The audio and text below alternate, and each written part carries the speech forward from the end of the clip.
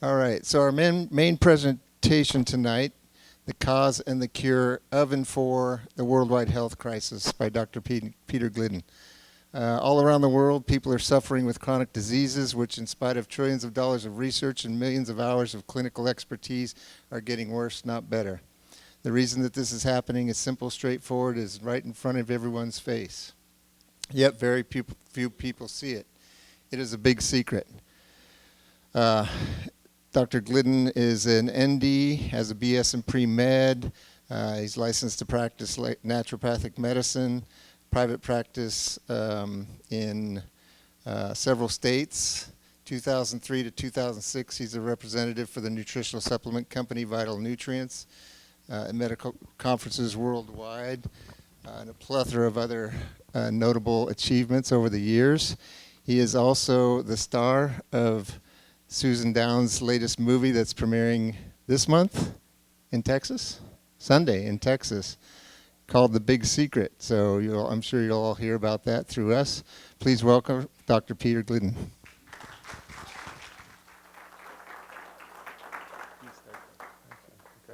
Hello, Palo Alto. Hello.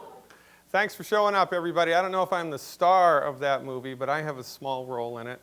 It's a documentary on why we are so sick, and we are. And it is a big problem, and the solution, as we talked about, is a lot simpler than most people think. Now, I am a holist. Holistic physicians have a very unique perspective on the genesis of disease and the treatment of disease. When somebody's a holist, they are a holist in every aspect of their life. At least that's how it has shown up in my life. So, in keeping with my steadfast advocacy of the holistic approach, I'd like to start off with a game. Okay? Because we need to understand why things are the way that they are instead of just, oh, you know, this is a horrible thing. We need to know why.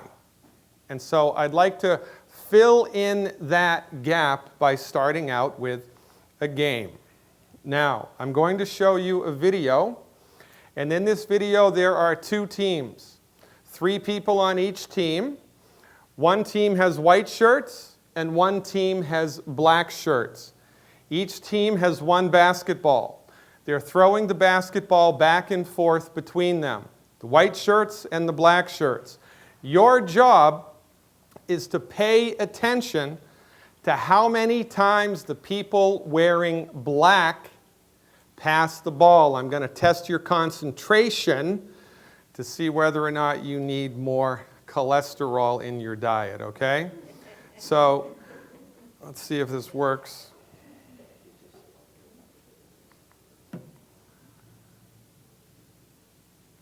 There's a gorilla.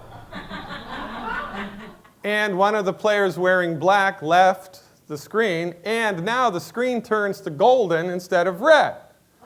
Now, how many people saw the gorilla? Wow. About a third of the... How many people did not see the gorilla?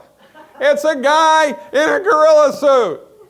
He's right in front of you. You missed him. How many people saw the screen change color? Be honest. Not very many. How many people did not see the screen change? Everybody. Oh my God. And how many people did not see the black player leave the stage? Nobody saw that. This was right in front of your face, and you missed it. This isn't because of any fault of your own. It's because how the human brain is wired. There's only so many things we can pay attention to at a time. So, when you are dealing with your husband and your wife and your career and your kids and your life, the stress of life, you are focused on certain things and you miss other things that are right in front of your face and they're hurting you. This is one of the main reasons why we are so sick all around the world. Because the answer to the problem is right in front of our face. But because of the way that the human condition is and our focus on every other aspect of our life, we miss it.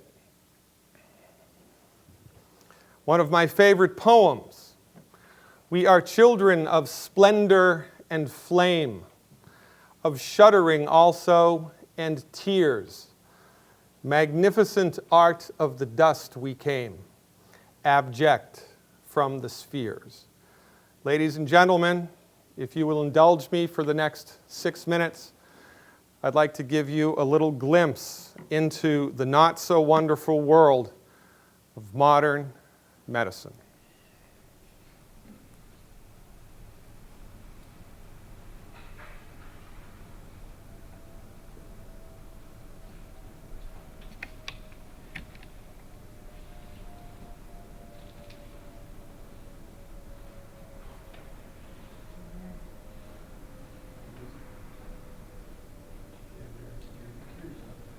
Yeah, there's usually music that's playing, but we can watch it without the music.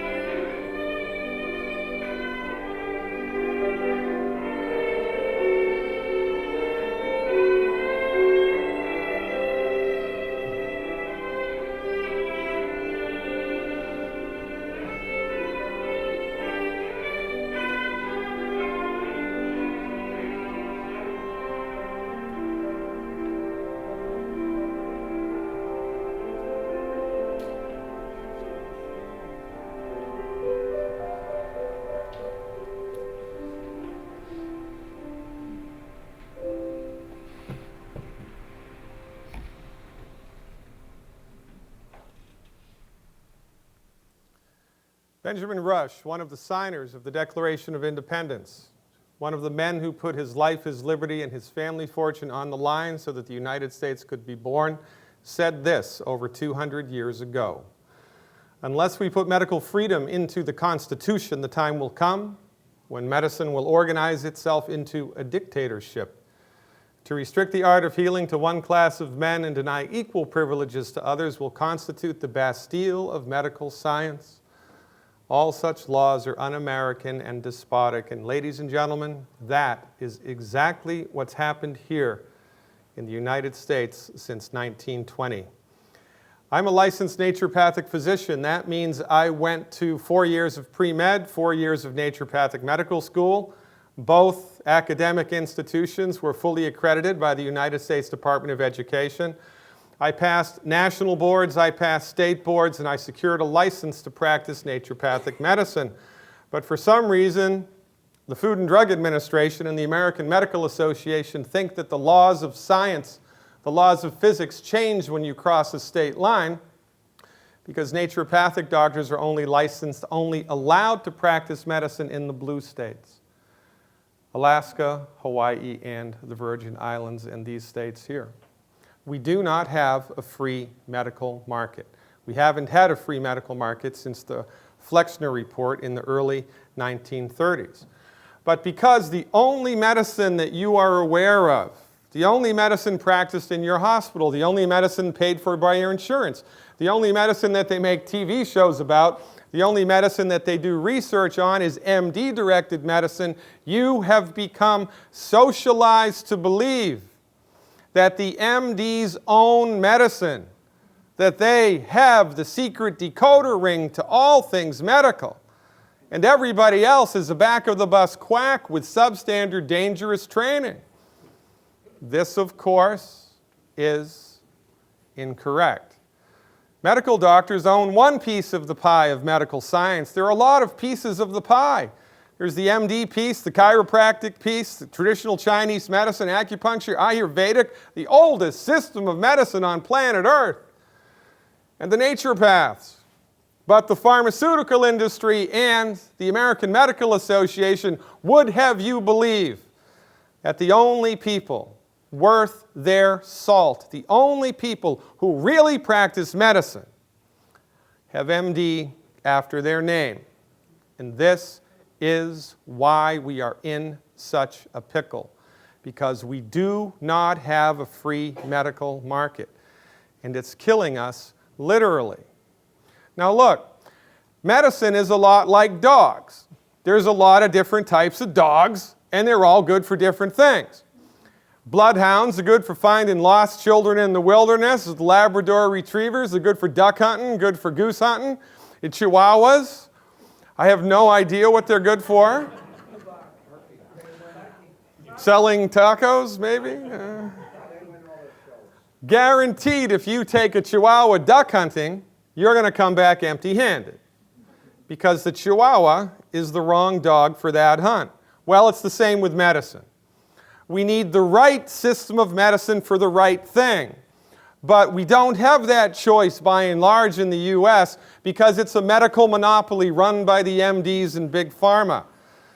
Interestingly enough, the type of medicine that your MD is trained in is not medicine. They coined the term medical doctor, and that was an advertising fait accompli. I don't know who came up with that, but they were genius. Your medical doctor doesn't practice medicine. Nobody does. Medicine is a vast domain. Chiropractic, homeopathic, Ayurvedic, naturopathic, etc., etc. Your medical doctor is trained in allopathic medicine. Allopathic medicine is a very interesting distinction in the wonderful world of medical science. Allopathic medicine is based on reductionistic physics, the physics of Sir Isaac Newton. And this is a very important distinction for you to understand, because somebody's philosophy informs what they do. Buddhists do what they do because of their philosophy. Born-again Christians because of their philosophy. Republicans because of their philosophy. Democrats because of their philosophy. Everybody does what they do because of their underpinnings in philosophy.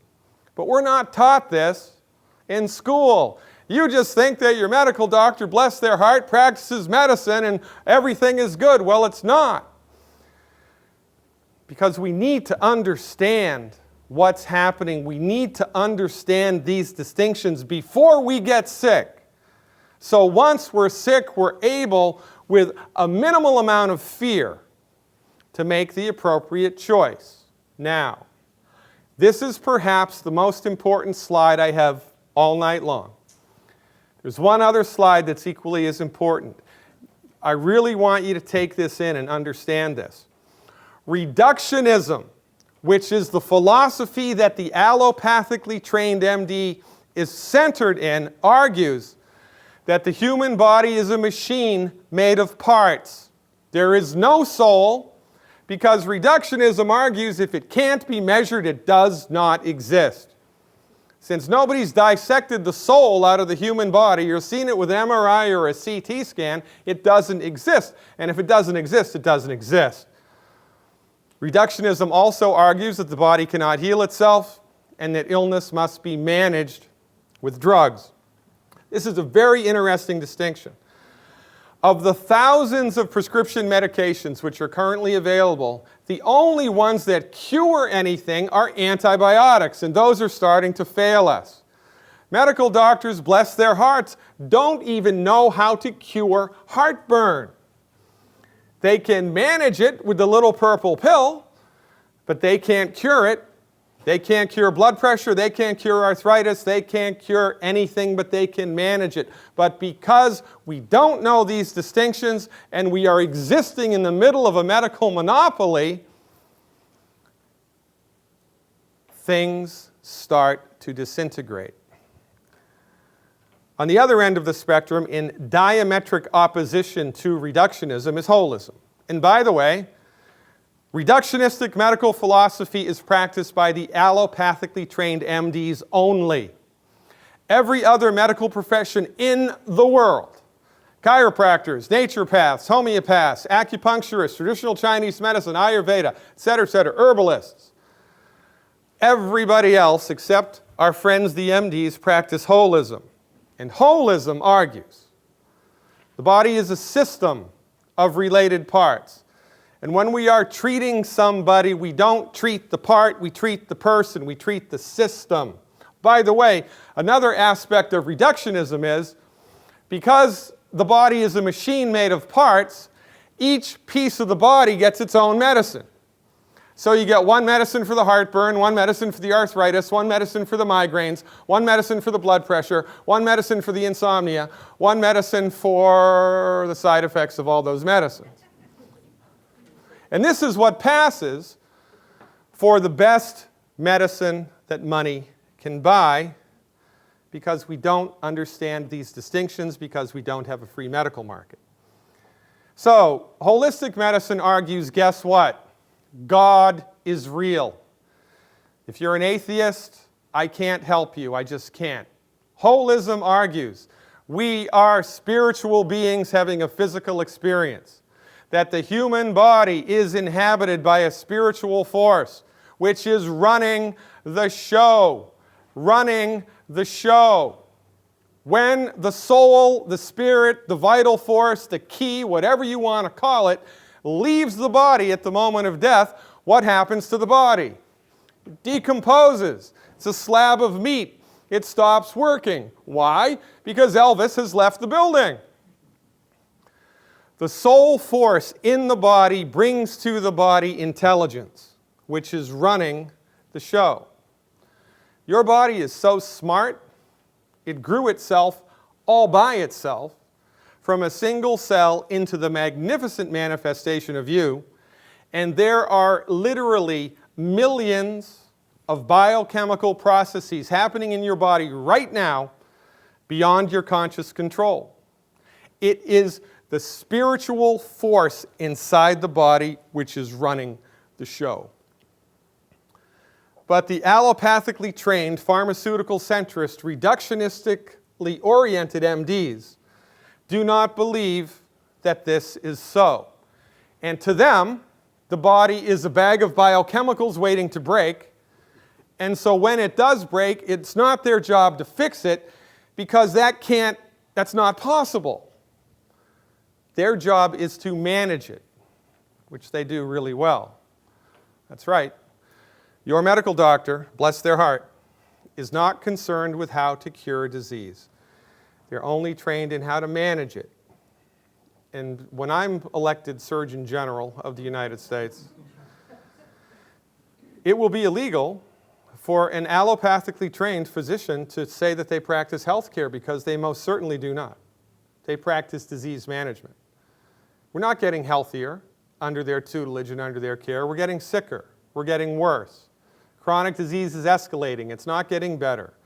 Life expectancy is getting shorter. Infertility is rising. Chronic diseases across the board are rising because we have taken the wrong dog to the hunt. Now, this is not an MD bashing session. This is let's get perspective and have a clue. Remember, your medical doctor is trained in one particular type of medicine. It's called allopathic reductionism, and as it turns out, allopathic reductionism is most awesomely spectacular for trauma, surgery when it's necessary, and a handful of infectious diseases. That's the wheelhouse of the medical doctor. If you're in an automobile accident and you're bleeding to death, don't go see the naturopath. You need to go to the emergency room. If you really do need surgery, the stuff that they can do in the surgical theater is unbelievably awesome.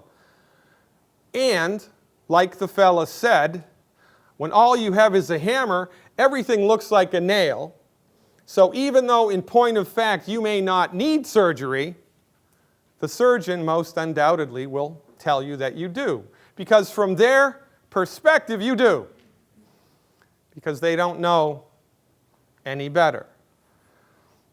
Now, you know, we don't let chiropractors do open heart surgery, do we? I love chiropractors. Chiropractors are awesome. Chiropractors have helped me a tremendous amount. But we don't let them do open heart surgery. We don't. It's not their thing. Well, the treatment of chronic disease is not the thing of the MD. It's not. Because if it was, we'd be getting better. But we're getting worse. And it's not because you have a bad gene. And it's not because you're getting older. And it's not because these things are difficult to figure out. It's simply because it's a medical monopoly which exclusively promotes reductionistic pharmaceutical centrist medicine. And listen, thank God for Novocaine. Every time I'm in the dentist chair, I thank God for Novocaine. Naturopathic doctors can prescribe drugs. That's interesting. We're not against drugs. It's not the drug, it's how it's used. But medical, MD-directed, allopathic centrist treatments for chronic diseases do not work. They're the leading cause of bankruptcy and the leading cause of death in the United States. 760,000 people a year are killed because they took the advice of a medical doctor and nobody goes to jail. Can you imagine what would happen if 760,000 people were killed by taxi cab drivers? Can you imagine what would happen if 760,000 people were killed by airline pilots? Can you imagine what would happen if 760,000 people were killed by postal workers? There'd be outrage. For goodness sakes, 3,000 people died in 9/11 and we went to war. But when 760,000 people are killed by the keepers of the castle, the monopoly, it's good to be the king, they get a pass. MD-directed medical treatments for chronic diseases are the wrong dog for the hunt, period. They just are. And they are most excellent for trauma, surgery, and a handful of infectious diseases. Let me give you an example, a pragmatic example, okay? Because this philosophical understanding is everything. Let's look at how the MDs view autoimmunity.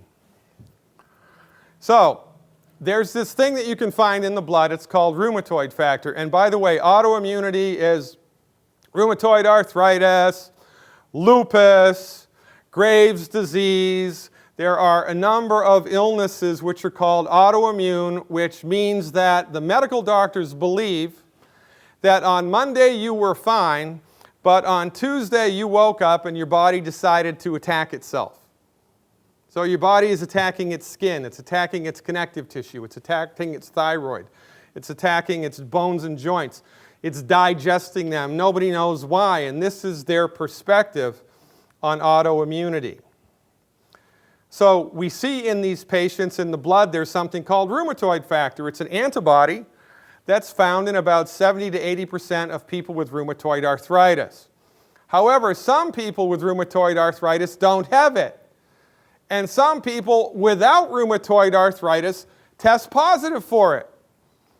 So is it the antibody or is it not? There's another one called the anti-CCP antibody. It's also associated with rheumatoid arthritis.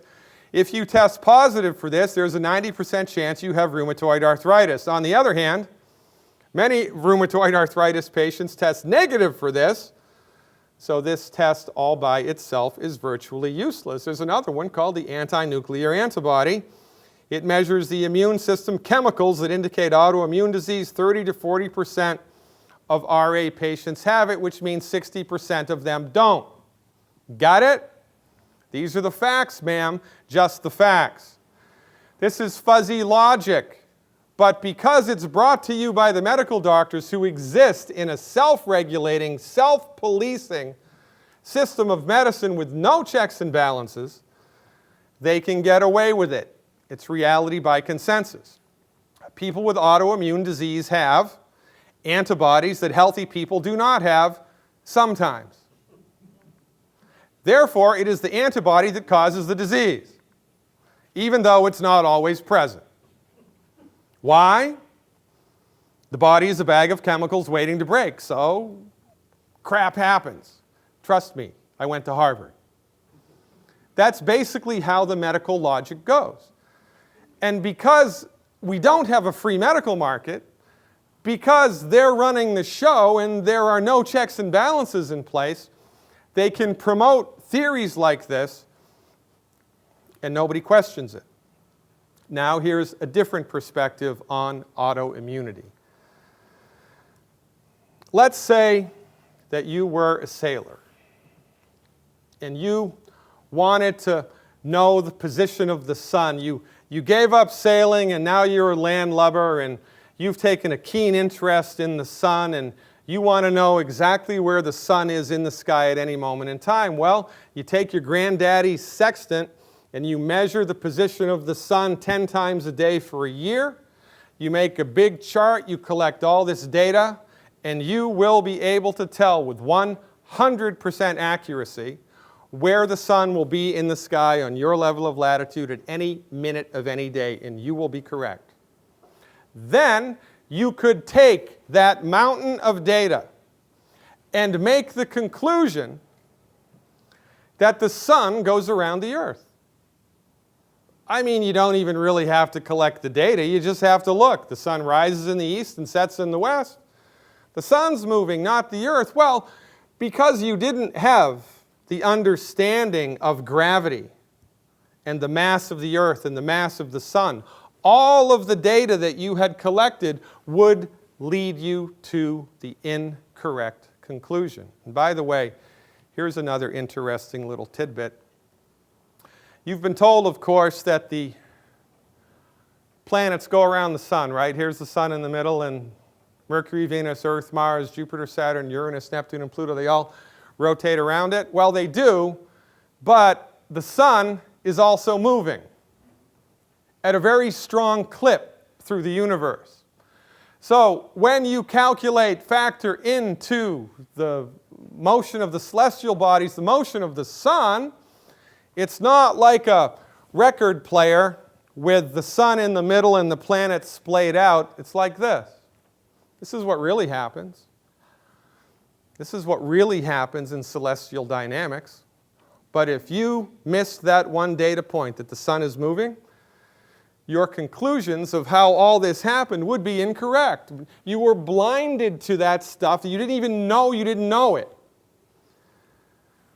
Interesting. This pattern resembles something.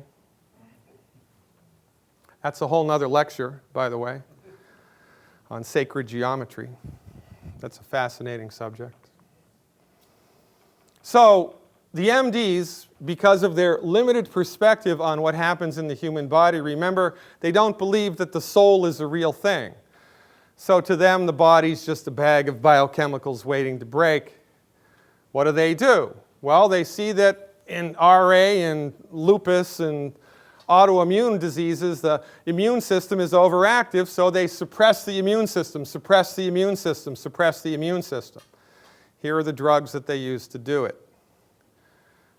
Suppress, suppress, suppress, suppress, suppress. This is another function of the reductionistic methodology.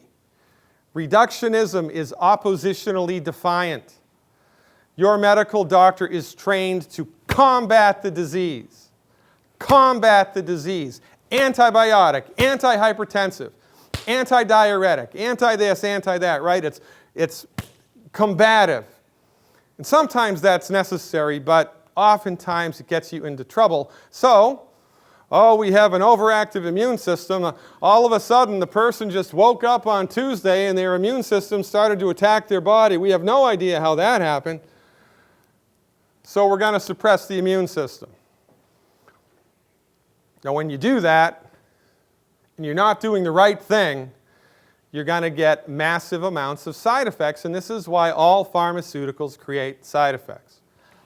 You know how many side effects vitamins, minerals, holistic therapeutics create? Very, very few. They actually only create side effects if you take them inappropriately. Now, like the fellow said, follow the money. So even though the medical doctors have no idea what causes autoimmune diseases, their treatments for them, which do not cure the autoimmune diseases, generate $100 billion a year, and as a culture, we're okay with this. It's like the gorilla. We don't see the gorilla. We don't see it. It's right in front of our face. $100 billion. That's a lot of money. Why is this? Because we've taken the wrong dog to the hunt. Because we have let a medical monopoly take over. And it's been in place for 100 years. Most of us don't even know that it's a monopoly. Here's how holistic physicians view the same physical things. Autoimmunity, okay? Let's say you're in Australia, all right? And there's a kangaroo, a little Joey, he's hopping down the street and he gets smashed by a truck. Poor little Joey's dead. Oh, poor Joey. Now, when a dead animal is on the side of the road for long enough, you flip it upside down, what do you see? Bugs. Worms, all kinds of things have crawled out of who knows where, and they are eliminating the waste from the environment. The bugs are there to eliminate the dead tissue from the environment, to put it back into circulation. It's a natural part of life, right? Well, holistic doctors argue the human body is a part of nature. The human body acts the same way that nature acts. So, here's what Dr. Glidden thinks about autoimmunity. Chronic inflammation and malnutrition. You're eating the wrong food all the time, but you don't know it, and it's not your fault. You took the wrong dog to the hunt. You went to medical doctors who have no training, no respect, no appreciation for medical nutrition, tell you what to eat. You let the people who make the food tell you what to eat. And it's killing you. Literally, we are digging our graves with our forks and knives. But you don't know this. They don't teach you this in school. You also don't have nearly enough nutrients that your body needs to handle all this nonsense. So you eat the wrong food all the time and your body is nutritionally deficient. You get consistent destruction of healthy tissue on a microscopic level. Body doesn't like dead tissue. As above, so below. So the dead tissue builds up and builds up and builds up and builds up. And the body calls in the cleanup crew, the immune system, to eliminate the dead diseased tissues. So the body generates antibodies to clean up the mess. Your medical doctor looks at these, and it's the antibody that is the result of the disease. The medical doctors think it's causing the disease because they have the wrong perspective. They're like colorblind artists who don't know that they're colorblind. Right? Their paintings are always going to be wrong unless they do black and white, and then they're awesome. They do surgery, they're awesome. They do trauma, they're awesome. They do everything else and they stink. But because it's a monopoly, and quite frankly, most people, remember that TV show, Are You As Smart as a Fifth Grader? Most of us aren't. And the irony here is that these concepts which lead to the genesis of chronic disease are easy to understand. When the American Medical Association was given exclusive control over the delivery of medicine in 1930 by an act of Congress, and they were, one of the things that they immediately did was they introduced Latin into the education of doctors, and they did this to take medical knowledge away from the lay people, away from the common person. This is another way that the American Medical Association has cornered the market here, because most people, well, man, I don't know, what is it? What's a gene anyway? Well, I don't even know what a vitamin is. What is this, autoimmunity? I'm just going to trust that the person in the white coat knows what's best for me. I got life to deal with, man. I got to trust. And look, they're the only show in town, so they must be better than everybody else. But we forget that they're the only show in town because they legislated themselves there. This is a problem, and it's a big problem. So, this begs the question, right? What causes inflammation and malnutrition? Little lap dogs? No. I don't think they cause it. Is it these guys? No. I don't think they cause it. Consistent consumption of food and inability of your body to have all the raw materials that it needs in order to function the way that nature and God intended it. And this leads us into the last part of this lecture. I've been practicing naturopathic medicine for 27 years. 27 years in primary care and naturopathic medical therapeutics. And you have to really kind of be a knucklehead to not get good results with naturopathic medicine, because with naturopathic medicine, you're just helping the body to get its job done. And I got good results in my career, and then I met this guy, Dr. Joel Wallach. He's the second oldest licensed naturopathic doctor in the world. He's been published 72 times. He has the longest running health talk radio program in the United States. It's broadcast right down the street in Santa Cruz. It's called Dead Doctors Don't Lie. He's the founder of the Longevity Company, and I'm a gigantic cheerleader for the Longevity Company. And in full disclosure, I make zero money from the sale of nutritional supplements in Longevity or any other company. I make zero money from the sale of nutritional supplements. I'm not paid a penny by Longevity. And I'm a gigantic fan of Dr. Wallach, because since I've been leaning on his clinical experience and his research and using his therapeutics, the things I've seen people recover from, I didn't think that was possible. Dr. Wallach's therapeutics are the most effective things I've seen so far. And in 27 years, you see a lot. Another thing I love about Doc Wallach and his company Longevity is that they've had the temerity to take the Food and Drug Administration to court. Imagine that. Here's the way that it goes in the not-so-free world of modern American medicine.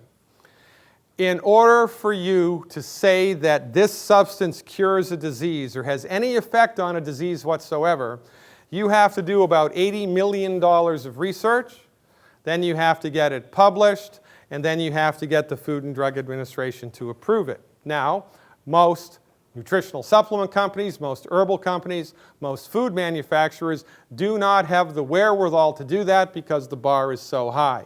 But if you collect mountains of research, and I mean truckloads of research, and the research all says the same thing, you can bring the research to the FDA, put it on the tabletop, and if the stars align, the Food and Drug Administration will grant you something called a qualified health claim.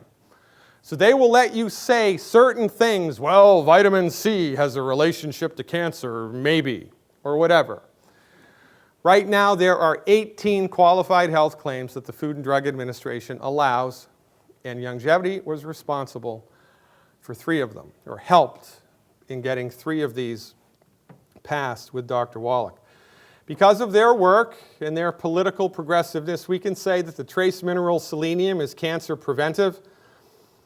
We can say that omega-3 essential fatty acids reduce the risk of coronary artery disease. And we can say that the antioxidants in vitamin C and vitamin E are cancer preventive. We can say these things because the government gave us qualified health claims because these people did the heavy lifting. And that's an awesome thing when you think about it. It's just another reason why I love Wallach so much. But this is the biggest reason. In the late 50s, there was a horrible thing that happened in Japan. There was a chemical manufacturing plant. They were making acetaldehyde, I think, and one of the byproducts of that was methyl mercury. And they dumped hundreds of tons of mercury into a river. The mercury flows downstream, empties into the bay. The algae that's in the bay suck the mercury up. The little fish eat the algae. The medium-sized fish eat the little fish. The big fish eat the medium-sized fish. And the villagers ate the big fish. This happened in Minamata, Japan. And everybody in Minamata, when they were poisoned with mercury from eating the fish that were contaminated with mercury, everybody got sick. Thousands of people died, and all of the kids that were born 9 months later were like Frankenstein. Half a brain, 1 eye, 3 arms, 15 fingers. It was a big, bad voodoo daddy. And the scientific community shortly thereafter figured out it was mercury toxicity that did it. And then in the early 70s, there was the Earth movement, and we were afraid about, toxic stuff and DDT in the environment. So a number of organizations, universities around the United States collected $25 million to head up a research project to determine once and for all the net negative effects that pollution has on the health of human beings. And they chose Dr. Wallach to be in charge of it. So, for the course of 12 years, from 71 to 83, cost $25 million. Wallach did 26,000 autopsies and over 10 million blood chemistries and histopathologies. The results are published in this book, which is now in the Smithsonian. Not bad for a naturopathic doctor. Dr. Wallach literally wrote the book on one of the most important books on medical nutrition. There have been a lot of books on medical nutrition, but very few with this amount of research behind them. This was a big, big deal. And it was because of this work that bacon and eggs doesn't cost $75 a serving.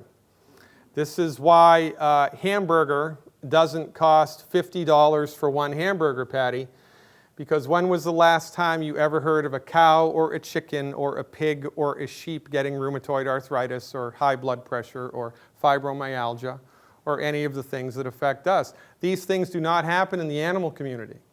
Animals don't get the same diseases that humans get. They used to, but they don't anymore. This research doubled the life expectancy of the average household dog, because after Wallach's research, zookeepers and people in the livestock industry and people in the pet industry started putting nutrients into the animal food. Imagine that. Vitamin A, vitamin B, vitamin C, calcium, zinc, whatever. The animals lived twice as long and they didn't get sick. And then Dr. Wallach, of course, extrapolated this research into humans, and Bob's your uncle. This is the next most important slide that I will ever have to show you, ever. $25 million of research over 12 years, all these autopsies and clinical histopathologies showed us this. There are 90 essential nutrients that your body needs to function the way that nature and God intended it. 90. A nutrient is called essential if you need it, but you can't make it. Here's the breakdown. 60 of the 90 are minerals, 16 are vitamins, 12 are amino acids, 2 are essential fatty acids for a grand total of 90, which we are in the habit of calling 90 for life. Your body needs these things in order to work the way that nature and God intended it. Period. High blood pressure is directly related to not enough calcium and magnesium. There are a lot of things that can cause high blood pressure, but the first thing to consider is, are you deficient in calcium or magnesium? Ringing in the ears often is a calcium deficiency or a sulfur-bearing molecule deficiency. Vertigo is a calcium deficiency. Type 2 diabetes, multiple mineral deficiencies. Congestive heart failure, not enough thiamine or vitamin B1. Asthma, not enough omega-3 essential fatty acids, and so forth and so on. Obesity, this is the secret to weight loss that not even Oprah knows. Obesity is directly related to chronic nutrient deficiencies across the board. And I have done extensive lectures on all of these, which I'm going to tell you about in a minute. But look, again, right? This is right in front of your face, but we miss it. We go from this to this in 70 years. And the human body literally has the genetic potential to make it to 120. Geneticists now are saying much longer. Because every time your cells divide, it's like making a copy of a copy. And you lose a little bit of genetic information, and that can only happen so long before it can't do it anymore. We have the genetic potential to make it to 120, but we're lucky in the United States if we make it to 80. And along the way, we can't hear, we're legally blind, we've lost all our hair, we've lost all our teeth, we need a prescription medicine to pee, a prescription medicine not to pee. This is not health. This is disease management. The only reason that this nonsense happens is for lack of education. But oh, Dr. Glidden, I can get all the nutrients I need from eating the right foods. Well, do you also think the Easter Bunny is real? Because he's not. It is impossible to get everything that your body needs to work the way that nature intended it just from eating food. You could own 1,000 acres of the most organic land on planet Earth and only eat the stuff that you make, and you would still be nutrient deficient, and here's why. You can do math. Here's the breakdown. The lion's share of the 90 essential nutrients are minerals. 60 of 90, that's 2/3. That's 66%, right? 66% of your nutrient needs are minerals. Calcium, sulfur, zinc, selenium, phosphorus, so forth and so on. The only problem with minerals is the only person that can make a mineral is God. Plants cannot make minerals. Animals cannot make minerals. The only way that minerals get into your body is if they are in the food that you eat. And the only way that they get in the food that you eat is if they're in the soil that the food is grown in. Period. And then there have to be fungi and bacteria in the soil to pre-digest the mineral so that the plant can absorb it. Guess what kills the fungi and bacteria? Pesticides and herbicides. So the more we use pesticides, the more we use herbicides, the less minerals that are in the soil get sucked up into the soil. But even if it was a perfect world, there's no place on God's green earth where all 60 minerals are found in the soil. They're not. And they differ in row to row. So the farmer doesn't know this. The farmer puts NPK in the soil, sodium, phosphorus, and potassium, which interestingly enough deletes the other minerals. But that's 3. You've got 3 minerals in the soil now. Oh boy, we're going to have a party. No, we're not. You're going to get sick and you're going to die. Here's a map of selenium in the topsoil in the United States. Ooh, that didn't come through. Anyway, this is a map of selenium deposition in the United States. And if it's this color, there's a lot of selenium, and the further we go down, less and less and less and less and less and less and less, right? So, if you are eating organically grown vegetables harvested by Trappist monks under a full moon, really like supposedly awesome stuff, and they're grown here, well, boy, you hit the lottery, you've got plenty of selenium in your food. But if they're grown here, if they're grown here, if they're grown here, if they're grown here, here, or a million other places, there isn't just a little selenium, there's none, zero, nada, niet. And this is one map of one mineral. There's 59 others. There's no place on the planet where all 60 minerals are found in the soil. It does not exist. You must supplement your diet with minerals. You must. We have to wash the body. We have to eat food. We have to put clothes on when we go out to protect ourselves from the element. We have to drink water. We have to not pee upstream and drink downstream. There's one more thing we need to do. Nutrify. Nutrify. Because it's not in the food. Oh, come on, Doc, I can get all my selenium from Brazil nuts. We know Brazil nuts concentrate selenium. Yeah, they do. But if the Brazil nut tree is growing in soil where there's no selenium in the Brazil nut, period. But we haven't been taught this. And this is why we suffer and die. Because we're all nutritionally deficient and we don't know that we are. So, here's the rundown. If this represents your body's nutrient needs, 90 essential nutrients, in order for your body to get the job done, this tank needs to be topped off every day, every day, every day. If you do not do this, if you just try to fill this tank by eating the right stuff, you're lucky. If you can get halfway full, you're lucky. And then you experience the stress of life. Financial stress, emotional stress, political stress. Let's talk political stress. Right? Aging, weather, crap in the air, crap in the water, crap in the food. You experience the stress of life, it burns through your reserves. Then your reserves get so low that something breaks, and then you go to a medical doctor because they monopolize the medical market and it's the only thing you know to do. And they give you a drug that doesn't cure it, they give you a drug to manage the symptoms. Does that sound like a good scenario for cultural healing? No. That's why everybody is sick all the time. There's one more thing that added to this. And it happened on September 4th, 1882, in Pearl Street, New York, overlooking the construction of the Brooklyn Bridge. This man, Thomas Alva Edison, threw the switch on the first electric power plant generator in the United States, and all of a sudden electricity was born. Well, what the heck, Dr. Glidden? That's not a bad thing. No, it's not a bad thing. But there were unintended consequences from this that nobody thinks about. Because before electricity was here, we heated and we cooked with wood. And what happens when wood burns? You get ash, wood ash.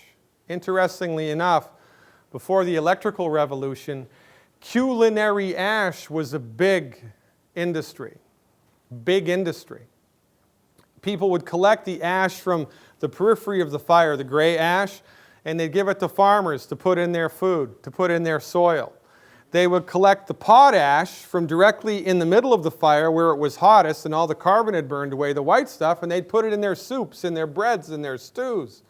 Culinary ash was a big deal back in the day. This is interesting because when you burn wood or anything else, you burn the cellulose and the sugars and the fibers, but you can't burn the minerals. You need a blast furnace to degrade a mineral.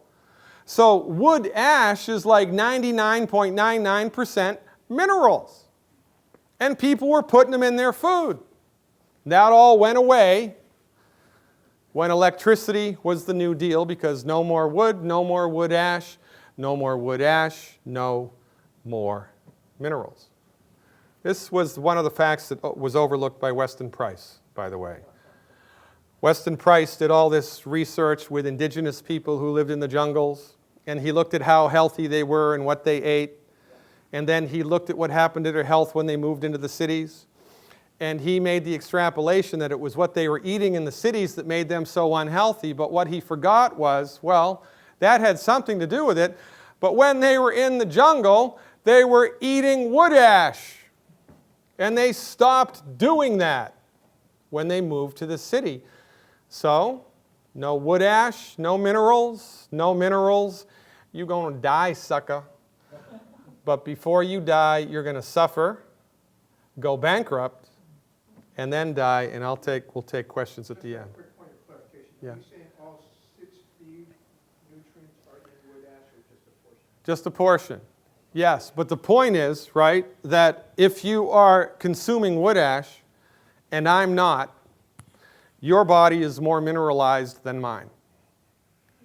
And minerals are 66% of the body's nutrient needs. It's the lion's share.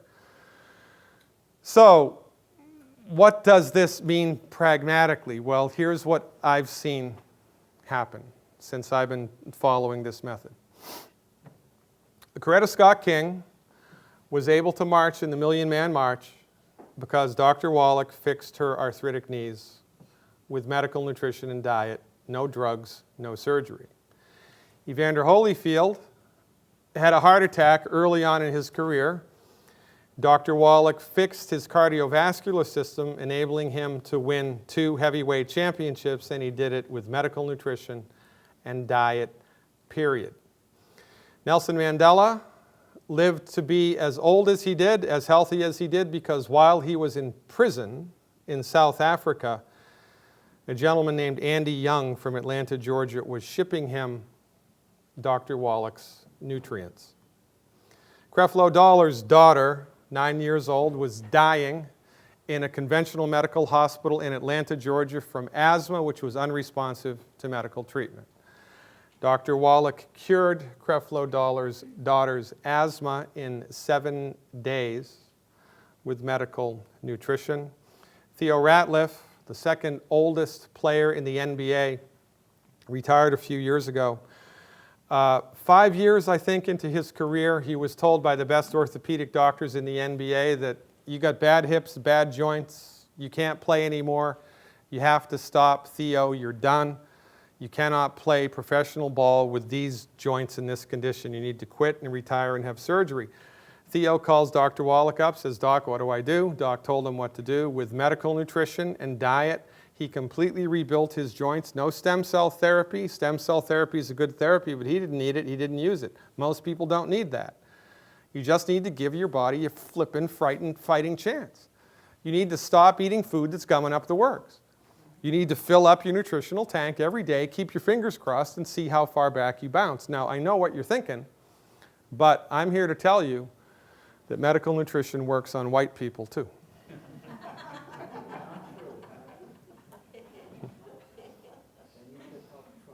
And I should help Trump. Let me give you an example, and this is the last thing I want to talk about, okay?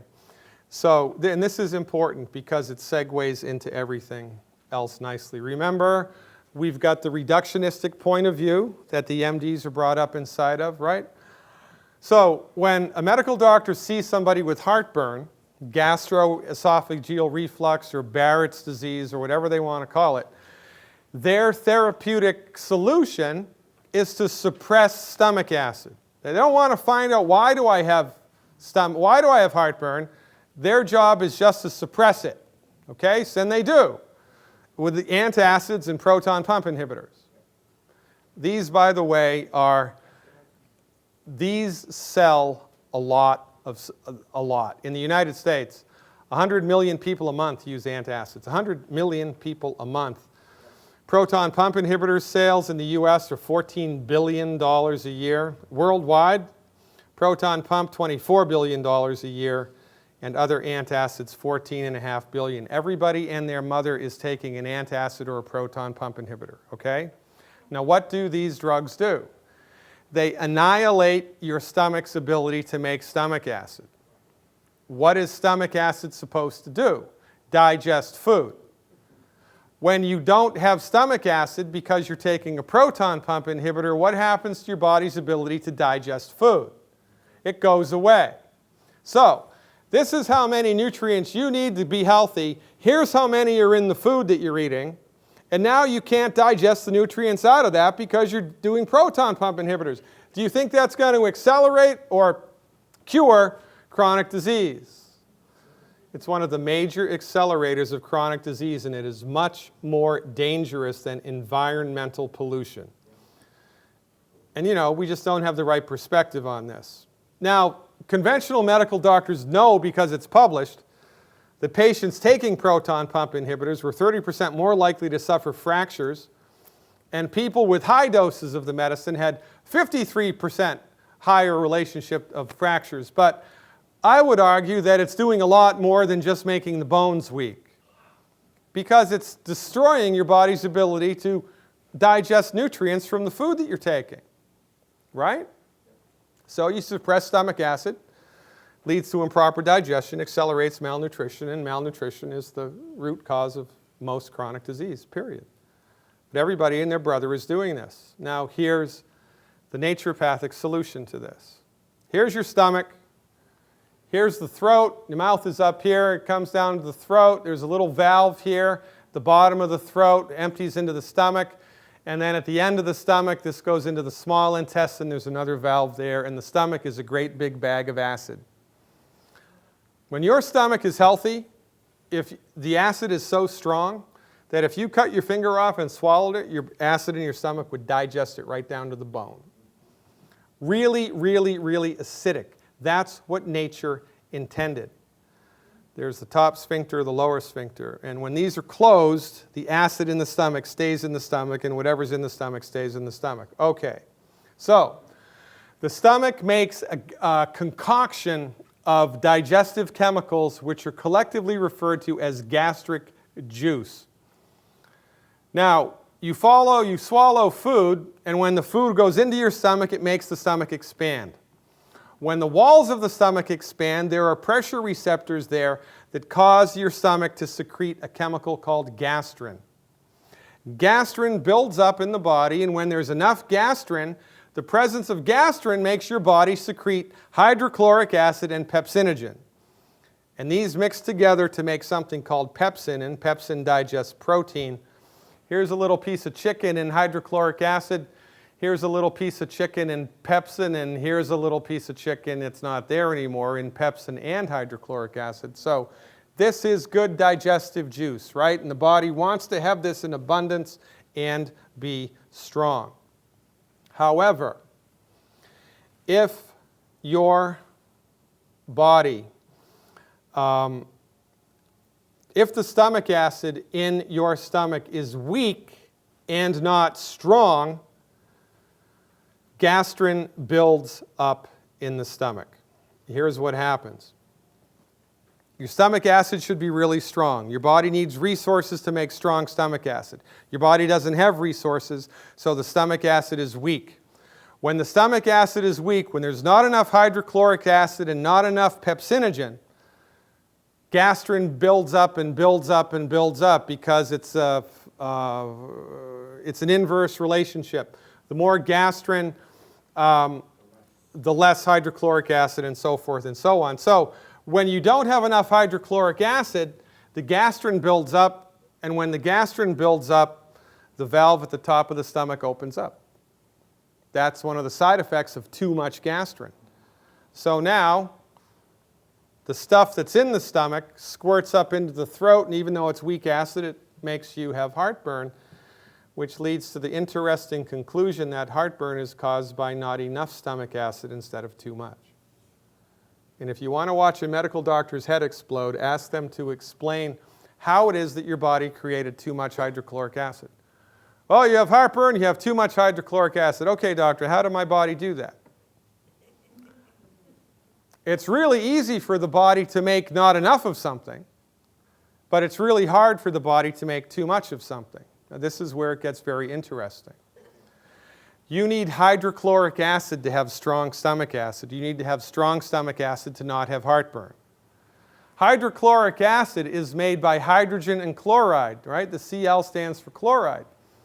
Can your body make chloride?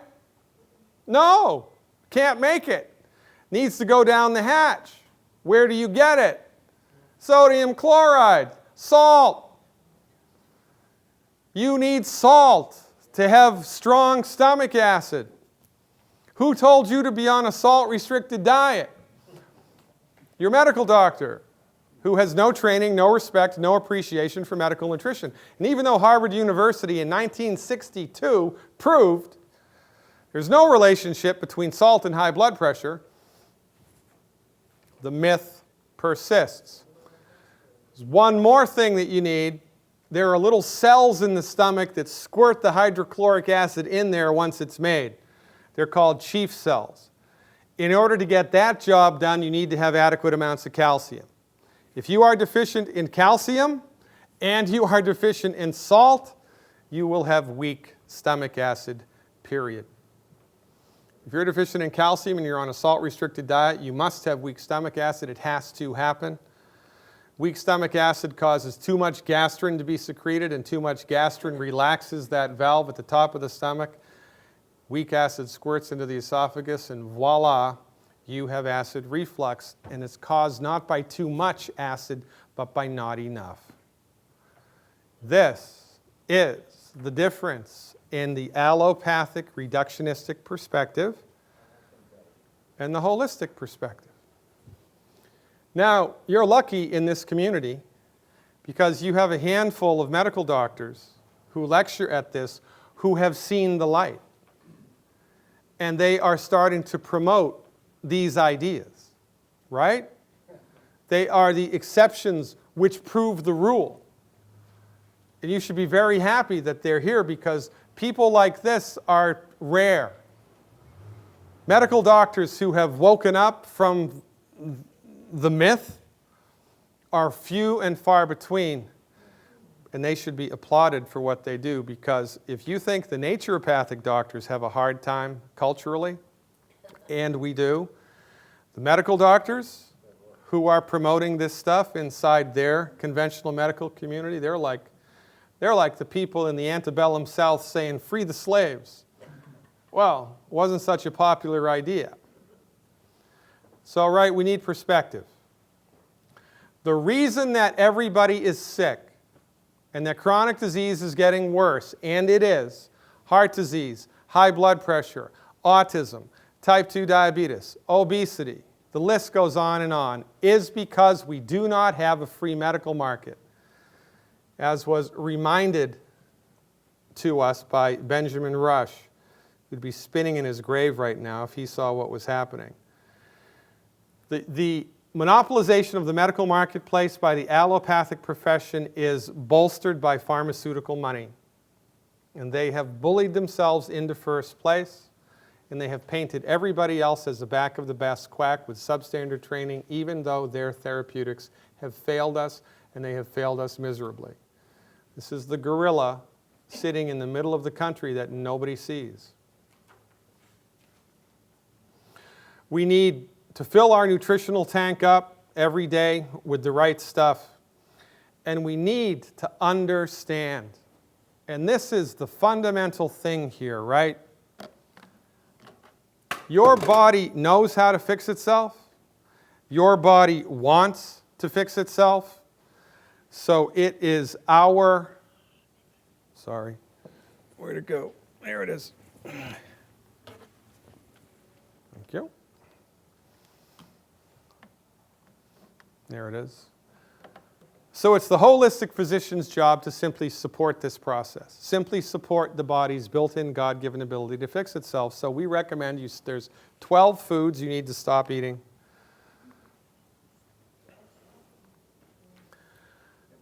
and fill your nutritional tank up every day with the right stuff and the right recipes appropriate for body weight. Now, towards this end, I have developed, and here comes the pitch, okay? An online self-help health recovery program. It's a subscription service. I have 4 levels of subscriptions. It's $5 for one day, $12, I think, $20 or $39 for a month. And if you go to my website and you become a subscriber for a day, a month, or a year, you will have unlimited access to hundreds of videos that I've put together, instructional videos, podcasts and radio excerpts, which explain high blood pressure, fibromyalgia, arthritis, rheumatoid arthritis, obesity, heartburn, whatever you've got, I've probably done a video about it. So if you want to get into the game of healing, if you want to engage this with stuff that actually works, because I produce information about things that I've actually seen work over and over and over again, and we attempt to describe and explain why. We are suffering needlessly, simply for lack of knowledge. So if you want to enter the game of healing, go to glidden.healthcare, become a subscriber, poke around. I'll tell you exactly what to do, and then you apply it and try it and see what happens.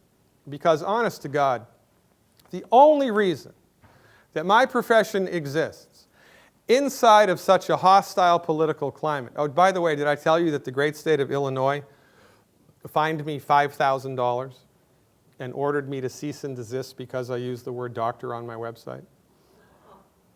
Yeah.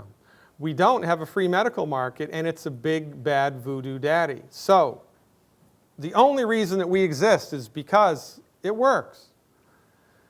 Now, is this a panacea cure-all for all human ills? No, it's not, but it is a really good thing to do to engage the healing process. It's a really smart thing to do to engage the healing process. I also have tons of free information on the website if you don't want to be a subscriber, but be a subscriber and educate yourself about how to get your health back, because it is not nearly as difficult as you think.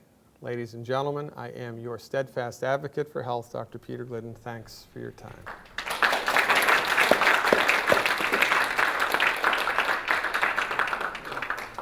So we have about 5 minutes for questions. One thing about the questions is that we record this and do the video back, so make sure you raise your hand and I'll bring you the mic before you speak. Thank you. Regarding the salt in the diet, if your aldosterone renin level is low, aren't you a lot more sensitive to salt, and your hypertension can be affected? Yes, but that happens because your body is deficient in a whole host of other nutrients. And there's an interplay between the two. So when you fill the whole tank up and use salt appropriately, things tend to normalize, right? And this is an important distinction that most people are unaware of. Because we're doing, often the tendency in the 21st century is to use reductionistic thought on medical nutrition research.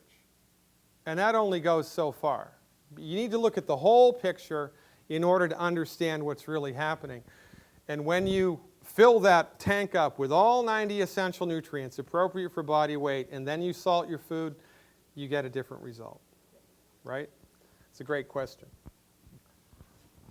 Oh, by the way, I'm going to hand these out. These are just it's a little reminder of my, my subscription service. If you could just take one and pass it along. They're slippery. How Yeah. do you get the 60 minerals? Well, okay, so the best place to do that is through the Longevity Company. And remember, I'm in full disclosure, I don't make any money from Longevity's. I like Longevity's plant-derived minerals. It's $20 for one bottle. It's a remarkable supplement. Their calcium supplement is one of the most effective calcium supplements I've ever seen. So I recommend people go to Longevity for those particular supplements. And on my website, I talk about how to do that, right? So inside of my educational material, I'll tell you what to get and how to get it and how to try it. And there's no profit motive there for me, okay? Aren't the 90 essential nutrients also reductionistic? I mean, there are untold phytochemicals that you actually need. All right, excellent point. Yes, so, and we don't live on the Starship Enterprise where you can go on the table and have the computer in the sky analyze everything that's going on in your body so that you know. So you're right. Now, if this was a perfect world, and if research money was given to naturopathic physicians, we would have figured that out a long time ago. But we don't, and we're not. So the state of the art right now, as far as we're concerned, there's 90. Maybe in reality there's 170. I don't know. But right now it's 90, and we need more money, more research, more people to figure this stuff out. Or thousands, yeah. Yeah, right? Right. It's interesting, isn't it? It's fascinating, actually. And since I've been applying this type of therapeutic, you wouldn't believe the things I've seen people recover from. So like more to that point, like saying that we need supplements to me kind of implies that in our history we were then sort of never healthy, and I personally think that in the history of our species we were very healthy. Like the people that could eat, I think were probably healthier than the average person. Well, of today. I would like to agree with you, but if I did, we'd both be wrong. Okay, so that is a myth and is not substantiated by the historical record. We doubled life expectancy in the last 100 years. 100 years ago, you were lucky if you lived till you were 46 years old, and then you died. In Egypt, the average age of death was 27. That's why the Egyptians all got married when they were 10 years old, because nobody lived that long. So this notion that historical people somewhere on planet Earth were like Methuselah and lived to be 5,000 years old, well, I don't know, but I don't know. But I will tell you what I see, right? When you fill that tank up and you stop eating food that's gumming up the works, you feel it almost immediately, right? Your mood gets better, your energy gets better, your appetite gets better, your sleep gets better, your sex drive gets better, everything brightens up because you've gotten used to walking around in an undernutrified body. You've just gotten used to it. And then you don't know what you're missing. And this is why this approach is so awesome, because I don't care if you believe me, but I'm begging you to just trust me enough to try it and see what happens, because I'm telling you, man, you don't know what you're missing, honestly. Yeah. Would you mind revealing your age and your lifestyle? My age. I am 57 years old. 57 years old, and for years I was a vegetarian. I'm not a vegetarian anymore. The vegetarian diet is one of the unhealthiest diets, I believe, unless you're nutrifying your body appropriately. I've been involved in yoga and meditation for a long, long, long time. I went to a place in Illinois. There's a group of meditators, and there's like 5,000 people that follow this particular discipline. And they have an assembly every summer for a week, right? They have a festival. And I had a little booth there, and I was selling my books and telling people my story. And 5,000 of the most unhealthy people I've ever seen in my life. Because there's a lot of stuff you get from meat that you need that the vegetarians don't get. And the vegetarians eat a lion's share of the food that's not good for them. But they don't know any better. And they're all, it was bad, man. So I don't eat the 12 bad foods. I take the 90 essential nutrients. And I'm not an advocate of exercise either. 400,000 people a year in the United States die from heart attacks, which are a direct result of exercise. Think that through. Here's how much nutrition you need. Here's how much is in your body. You get on a treadmill, what happens? You burn right through your reserves, and then things start to break.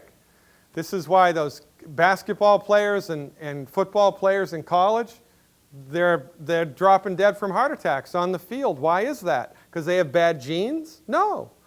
It's because their body's undernutrified and it caught up to them. Yeah, the Okinawans are amongst the longest lived people on the planet. And one of the reasons is because they were eating sweet potatoes grown in volcanic soil, which was loaded with minerals. And the sweet potatoes also had a lot of antioxidants that normal people in the United States don't get. Yeah.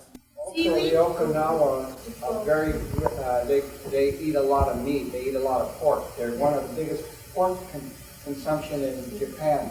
Because I had them visit us when we were doing a lot of work with electrolysis systems, and they were part of the company. And I asked them, how come your people live forever? And they said, we consume a lot of everything but small portions. And they're very stress-free life. They have a very stress-free life, but they consume pork. But they still don't make it to 120. No. Right? No. Yeah. Not yet. Because Is it on? everybody's undernutrified, period. Well, you talking about Okinawa, we have in Italy quite a few places that people live 118, 111. I saw the other day this gentleman that I thought he was 85.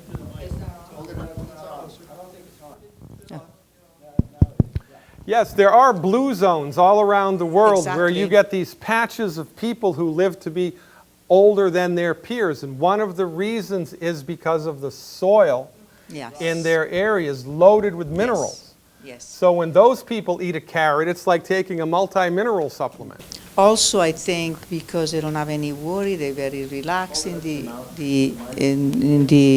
area where they live. They don't have to worry about anything, but just eat, drink, and sleep. Well, but okay, so look, you're right. That has something to do with it because the more stress that you have, the more metabolically active you are, and your body burns through nutrients faster. But you could win the lottery, be the most beautiful woman in the world, and have the most unbelievable lifestyle. And if you ate the wrong food every day, and your nutritional tank was empty and empty and empty and empty, you're going to die. It's only a matter of time until something breaks, and that's a problem. So, right? Stress-free as much as you can, but I'm telling you, it's much more important to nutrify. So The 12 foods, they're on my website, and it's free. Wheat, barley, rye, and oats, oil in a bottle, fried food, well-done red meat, meat with nitrates as preservatives, a carbonated beverage with a meal, and the skins of baked potatoes, yams, and sweet potatoes. But that list is on my website. It's free with a video which explains why. Isn't that amazing? Okay, so just a quick comment. I'm a naturopathic doctor too, Brad West, and I'm 50 years old. And comment to earlier question about what about more than the 90? And as the good doctor here said, there's 90 nutrients that you have to have. Essential means you have to get them in your diet.